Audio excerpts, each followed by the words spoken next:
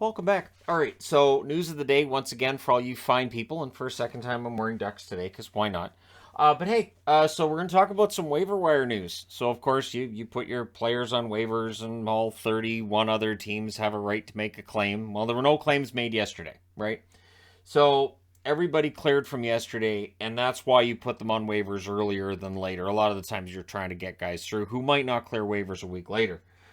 So for Vegas today, and I didn't get all 15 on the board. There are various players. I'm just going through highlighted players here. Michael Hutchinson and Byron Froze, or Freeze, right? Yeah. Just I went to school with somebody with that last name. We always pronounced it Froze. Now I realize we were all wrong. Anyways, Byron Freeze, Michael Hutchinson, both waived. Amongst those waived by the Vegas Golden Knights. Vegas, of course, their goaltending is going to be one thing to watch this year and see how that turns out for them, minus Leonard. But Hutchinson not making the cut. Ashton Sontner, among those being cut by the Winnipeg Jets. Also, Chaz Lucius sent to the American League, one of the rookies that we were waiting to see if he was going to break camp with the team. He will not. And so that might be for the best. You know, Lucius probably gets top six time for the Moose that he would not get for the Jets. And this is one of the reasons why it can very often be advantageous to take these players, send them down to the minors, and then you can call them up if/when you need somebody in your top six, right? The St. Louis Blues waiving Steven Santini, Luke Witkowski. Believe Santini cleared waivers a couple of times last year. So they probably clear, but again, when you're looking at defensemen, pretty sure both of these guys are defensemen. These are guys who may end up being picked up. We'll see. The New York Rangers waive Louis Domingue. So understandable. We knew that was coming, but it's always sad when he gets sent down. They also sent down Cooley. So if you're wondering whether or not Cooley was going to make the team for the Rangers, he did not. But I thought he looked good in what I saw of him in the preseason. Obviously not watching as much preseason as I watch regular season. But yeah, Cooley was all right. But again, much like with Lucius, you're going to see him getting more ice time in the American League and more of a chance to succeed. The Oilers waived Seth Griffith. He seems to get waived every year. He's one of those guys too. He's almost been good enough to get into the National Hockey League at points, just hasn't gone there. Tampa Bay waives Sean Day. Every time Sean Day ends up on waivers, ends up in the minors.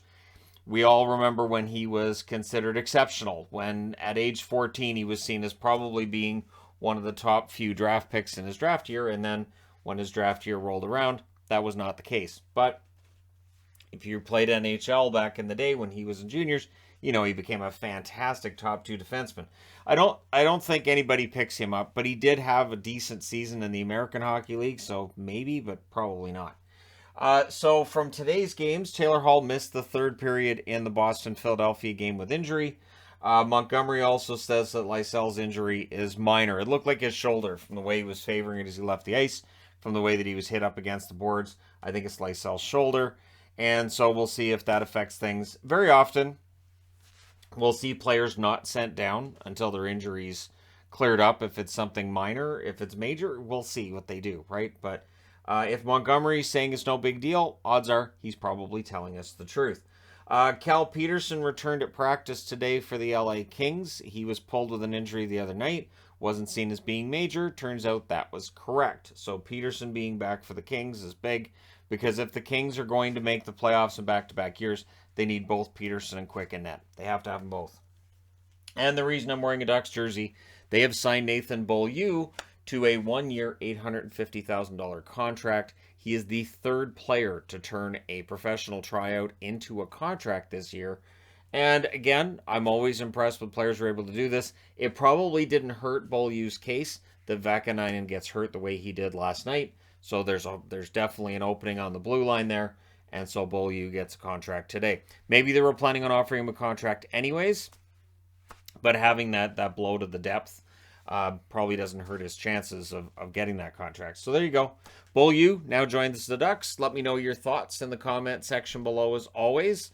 Which player who was waived might get picked up by somebody else.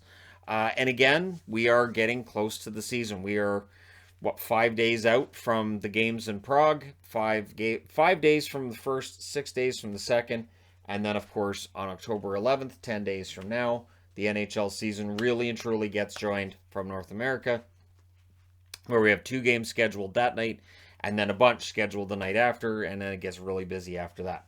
But let me know your thoughts as always. Don't forget to hit like and subscribe if you haven't done so already. And hey, thank you guys so much for watching, for all your support. I will talk to you again soon.